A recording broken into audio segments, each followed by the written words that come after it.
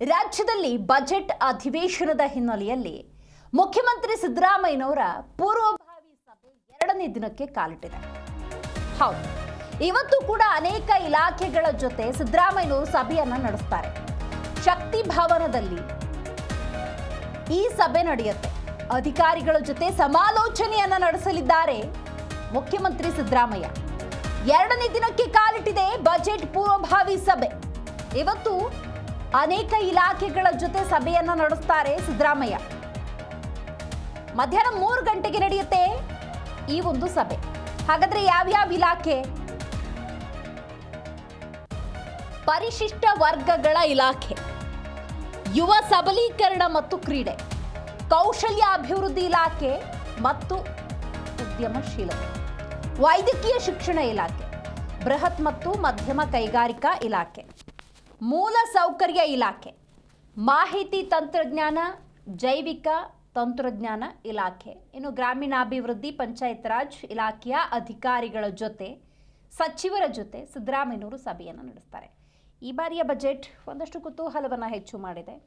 ನೋಡಿ, ಬಹಳ ಮುಖ್ಯವಾಗಿ ಕಳೆದ 2.25 ವರ್ಷದ ಆಡಳಿತದಲ್ಲಿ ನೀವು ಗಮನಿಸಬೇಕು, ಕರ್ನಾಟಕ ಕಾಂಗ್ರೆಸ್ನ ಆಡಳಿತ ಹೇಗಿದೆ ಅಂತ.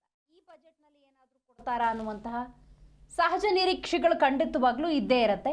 ಇಲಾಖಾವಾರು ಪೂರ್ವಭಾವಿ ಸಭೆಗಳನ್ನು ನಡೆಸಬೇಕಾಗತ್ತೆ. ಆ ನಿಟ್ಟಿನಲ್ಲಿ ಇವತ್ತು ಕೂಡ ಸಭೆಯನ್ನು ಸಿದ್ದರಾಮಯ್ಯನವರು ನಡೆಸಲಿದ್ದಾರೆ.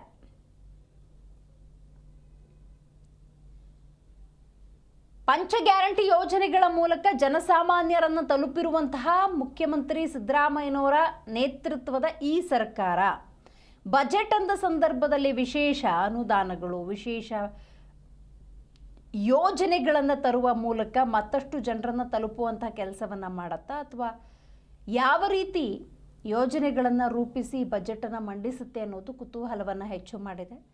ಆಯಾವಾರು ಇಲಾಖೆಗಳ ಸಚಿವರು ಮತ್ತು ಅಧಿಕಾರಿಗಳ ಜೊತೆ ಪೂರ್ವಭಾವಿ ಸಭೆಯನ್ನು ಮಾಡಿ ಮಾಹಿತಿಯನ್ನು ಕಲೆ ಹಾಕಿ, ಇಲಾಖಾವಾರು ಅನುದಾನದ ಹಂಚಿಕೆ ಇರ್ಬೋದು, ಇಲಾಖಾವಾರು ಯಾವ ಹಂತದಲ್ಲಿದ್ದಾವೆ, ಎಷ್ಟರ ಮಟ್ಟಿಗೆ ಅಭಿವೃದ್ಧಿ ಅನ್ನೋದಾಗಬೇಕು, ಕೊಟ್ಟಿರುವಂಥ ಅನುದಾನದ ಬಳಕೆ ಅನ್ನೋದು ಆಗಿದೆಯಾ, ಈ ಎಲ್ಲ ನಿಟ್ಟಿನಲ್ಲಿ ಮಾಹಿತಿಯನ್ನು ಪೂರ್ವಭಾವಿಯಾಗಿ ಕಲೆ ಹಾಕಬೇಕು. ನಿರಂತರವಾಗಿ ನಡೀತಾ ಇರುವಂತಹ ಸಭೆ ಇದು. ಸತತ 2ನೇ ದಿವಸಕ್ಕೆ ಇವತ್ತು ಕಾಲಿಟ್ಟಿರುವಂಥದ್ದು. ಇಲಾಖಾವಾರು ಸಭೆಯನ್ನು ಸಿದ್ದರಾಮಯ್ಯನವರು ನಡೆಸ್ತಾ ಇದ್ದಾರೆ. ನೋಡಿ, ದಾಖಲೆಯ ಬಜೆಟನ್ನು ಮಂಡಿಸೋದಕ್ಕೆ ಎಲ್ಲ ರೀತಿಯ ತಯಾರಿ ಇದು ಅಂತ ಹೇಳಿದ್ರೆ ತಪ್ಪಾಗೋದಿಲ್ಲ. ಸಿದ್ದರಾಮಯ್ಯನವರು ಅಂದಾಗ ಆರ್ಥಿಕ ಅರ್ಥವ್ಯವಸ್ಥೆ ಅಂದಾಗ ತಮ್ಮದೇ ಆದಂಥ ಛಾಪನ್ನು ಮೂಡಿಸಿರುವಂಥ ನಾಯಕ. ಹಾಗಾಗಿ ಈ ಬಾರಿಯ ಬಜೆಟ್ ಅಂದಾಗ ಒಂದಷ್ಟು ಕುತೂಹಲ ಡೆಫಿನೆಟ್ಲಿ ಇದ್ದೇ ಇರುತ್ತೆ. ಸೊ ಈಗಾಗಲೇ ಕೇಂದ್ರದ ಬಜೆಟ್ ಮಂಡನೆಯಾಗಿದೆ. ಕೇಂದ್ರದ ಬಜೆಟ್ನಿಂದ ರಾಜ್ಯಕ್ಕೆ ಏನೂ ಸಿಕ್ಕಿಲ್ಲ ಅನ್ನುವಂಥ ಟೀಕೆ ಟಿಪ್ಪಣಿಯನ್ನು ರಾಜ್ಯ ಕಾಂಗ್ರೆಸ್ ಮಾಡ್ತಾ ಇದೆ. ಮುಖ್ಯಮಂತ್ರಿ ಸಿದ್ದರಾಮಯ್ಯನವರು ಕೂಡ ಇದರ ಬಗ್ಗೆ ಟೀಕೆ ಟಿಪ್ಪಣಿಗಳನ್ನು ಮಾಡಿದ್ದಾರೆ. ಹಾಗಾದರೆ ಸ್ವತಃ ಆರ್ಥಿಕ ತಜ್ಞ ಅಂತ ಕರೆಸ್ಕೊಳ್ಳುವಂತಹ, ಅತಿ ಹೆಚ್ಚು ಬಾರಿ ಬಜೆಟನ್ನು ಮಂಡಿಸಿರುವಂತಹ ಮುಖ್ಯಮಂತ್ರಿ ಸಿದ್ದರಾಮಯ್ಯನವರು ರಾಜ್ಯಕ್ಕೆ ಏನು ಕೊಡ್ತಾರೆ? ಕುತೂಹಲ ಖಂಡಿತವಾಗ್ಲೂ ಇದ್ದೇ ಇದೆ. ಇಲಾಖಾವಾರು ಸಭೆಯನ್ನು ನಡೆಸಬೇಕು, ಮಾಹಿತಿಯನ್ನು ಕಲೆ ಹಾಕಬೇಕು. ಆ ನಿಟ್ಟಿನಲ್ಲಿ ಪರಿಶಿಷ್ಟ ವರ್ಗಗಳ ಇಲಾಖೆ ಇರ್ಬೋದು, ಯುವ ಸಬಲೀಕರಣ ಕ್ರೀಡೆ ಇರ್ಬೋದು, ಕೌಶಲ್ಯಾಭಿವೃದ್ಧಿ ಇಲಾಖೆ ಇರ್ಬೋದು, ಹೀಗೆ ಹಲವು ಇಲಾಖೆಗಳ ಜೊತೆ ನಿರಂತರವಾಗಿ ಸಭೆಯನ್ನು ಸಿದ್ದರಾಮಯ್ಯನವರು ನಡೆಸ್ತಾ ಇದ್ದಾರೆ.